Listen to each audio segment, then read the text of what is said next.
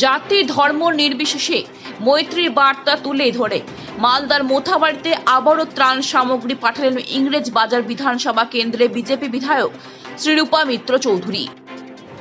আমরা 5টা গাড়ি ত্রাণ আমাদের ইংরেজ বাজার বিধানসভার পক্ষ থেকে আমি পাঠিয়েছিলাম।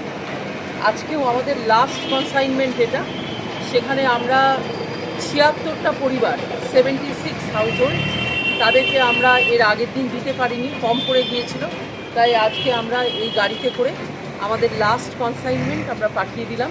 আমি আশা করি মোথাবাড়ির মানুষ এতে উপকৃত হবেন। এতে যাবতীয় সামগ্রী আছে, বিশেষ করে ত্রিপাল থেকে শুরু করে খাওয়া দাওয়ার পর্যন্ত যা যা দরকার।